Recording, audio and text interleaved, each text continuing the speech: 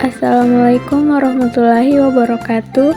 Perkenalkan, saya Mutiara Anugrah dari Prodi Pendidikan Islam Anak Usia Dini akan membahas tentang perkembangan regulasi emosi pada anak. 1. Emosi. Emosi sering diistilahkan juga sebagai perasaan. Atas hal ini dikatakan bahwa emosi biasanya disifatkan sebagai suatu keadaan, state, dari diri seseorang pada suatu waktu.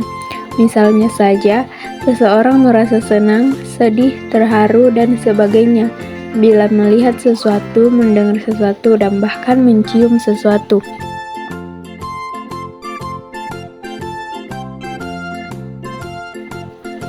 2.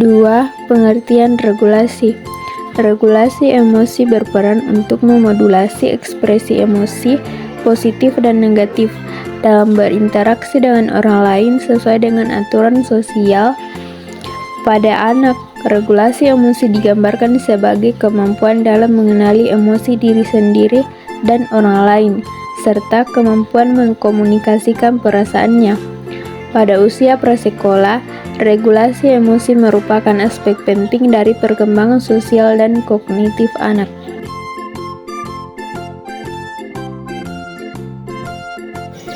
Selanjutnya B. Metode-metode untuk melatih regulasi emosi pada anak yaitu 1. Bermain pura-pura, 2. Bermain ular naga, 3. De-emotion course, 4. Bermain boy-boyan, 5. Kurikulum promoting alternative thinking strategis kurikulum, 6. Storytelling.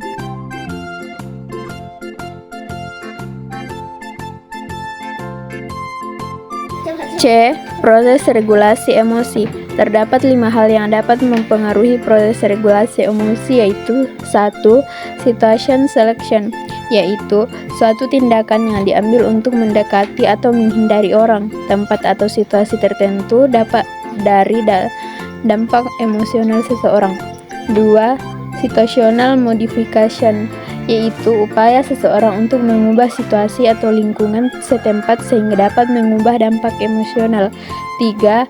Attentional deployment, yaitu upaya seseorang dalam mengarahkan perhatiannya secara fokus pada situasi tertentu untuk mempengaruhi emosi mereka.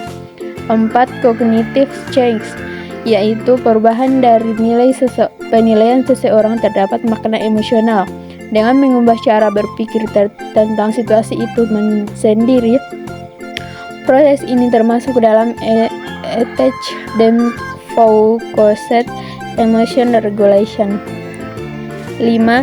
Response modification, yaitu usaha seseorang dalam membuat perubahan pada respon emosi yang berfokus untuk mempengaruhi atau mengatur fisiologis dalam pengalaman emosi. Proses ini termasuk dalam response focused emotion regulation.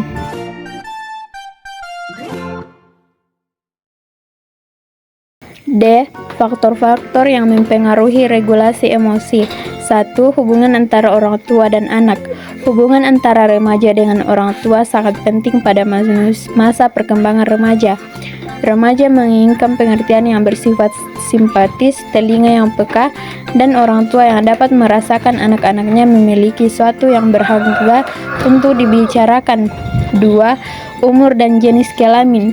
Seorang gadis yang berumur 7-17 tahun lebih dapat melupakan tentang emosi yang menyakitkan daripada anak laki-laki yang juga seumur dengannya. 3. Hubungan interpersonal.